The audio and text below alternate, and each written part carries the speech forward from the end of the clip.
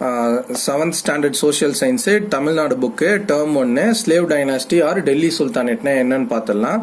ரைட்டுங்களா? எதனால் இதை ஸ்லேவ் டைனாஸ்டின்னு சொல்கிறாங்கன்னு பார்த்துடலாம். ஓகேங்களா? அந்த காலத்தில் பார்த்தீங்கன்னா பந்தாகன்னு சொல்கிறாங்க. பந்தாகன்னா யாருன்னு பார்த்தீங்கன்னா ஸ்லேவ்ஸு.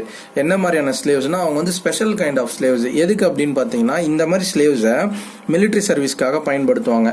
இப்போ அந்த காலத்தில் பெரிய பெரிய ராஜாக்கள் என்ன பண்ணுவாங்கன்னா ஸ்லேவ்ஸை வாங்கி வயல்வெளியில் வீட்டு வேலையில் அதுக்கப்புறம் இந்த மாதிரி உபயோகப்படுத்துவாங்க. ஆனால் இந்த பந்தாகன் அப்படின்ற ஸ்லேவ்ஸ் மட்டும் என்ன பண்ணுவாங்கன்னா மிலிட்ரி சர்வீஸ்க்காக யூஸ் பண்ணுவாங்க.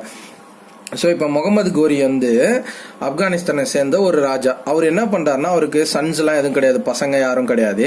ஸோ அவர் என்ன பண்ணாருன்னா பந்தாகன் ஸ்லேவ்ஸை வாங்கி மிலிட்ரியில் ட்ரெயின் பண்ணி அவர் கூடயே வச்சுக்கிறாரு பாதுகாப்புக்காக.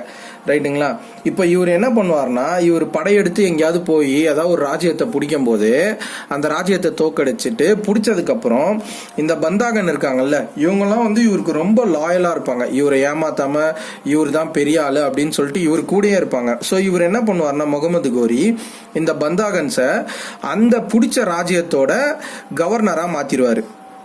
ஸோ கவர்னராக வச்சிருவார். இப்போ நம்ம ஊரில் எப்படி ஸ்டேட்டுக்கு ஒரு கவர்னராக இருக்காங்களோ ஸோ அந்த மாதிரி அந்த காலத்தில் அந்த ராஜ்யத்துக்கு கவர்னராக வச்சிருவாரு. ரைட்டுங்களா? இப்போ முகமது கோரி என்ன பண்ணுறாருனா டெல்லியை பிடிக்கிறாரு. டெல்லியை ஒரு 1200 அந்த டைமில் பிடிக்கிறாரு. ஸோ இந்த டைமில் பிடிச்சதுக்கப்புறம் என்ன பண்ணுறாருனா இங்கே பாருங்க, குத்துபுதீன் ஐபக் இந்த இருக்கார் பார்த்தீங்களா, இந்த குத்துபுதீன் ஐபக்கை தான் என்ன பண்ணுறாரு இவர் குத்துபுதீன் ஐபக் முகமது கோரியோட ஒரு பந்தாகன். ஓகேங்களா? அவரோட ஸ்லேவு, ராணுவத்துல இருந்த ஒரு ஸ்லேவு. ஸோ அதனால இவர் என்ன பண்றாரு, குத்துபுதீன் ஐபக்கை டெல்லியோட கவர்னரா அப்பாயிண்ட் பண்ணிட்டு இவர் திரும்ப ஆப்கானிஸ்தானுக்கு போயிடுவாரு. ரைட்டுங்களா?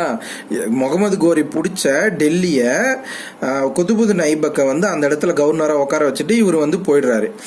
ரைட்டுங்களா? போனதுக்கப்புறம் என்ன ஆகுதுன்னா இப்போ 1206 அந்த டைமில் நம்ம முகமது கோரி இறந்துடுறாரு.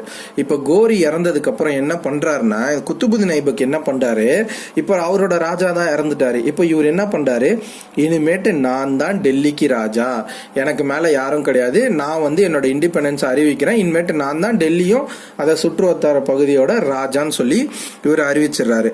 இப்போ இங்கே பாருங்களேன், மாம்லுக்குன்னு சொல்கிறோம் பார்த்தீங்களா. மாம்லுக்லாம் என்னன்னா அதோட அர்த்தம் அது ஒரு அரபிய வேர்டு. அந்த அரபி வேர்டுக்கு என்ன அர்த்தம்னா ஸ்லேவுன்னு அர்த்தம். அதாவது மாம்லுக்கு என்ன அர்த்தம்னா ஸ்லேவுன்னு அர்த்தம். ஸோ ஒரு ஸ்லேவு, அதாவது முகமது கோரியோட ஒரு ஸ்லேவா இருந்து இது ஆரம்பிச்சதுனால இதை மாம்லுக் டைனாஸ்டின்னு சொல்லுவாங்க, ஆர் ஸ்லேவ் டைனாஸ்டின்னு சொல்லுவாங்க.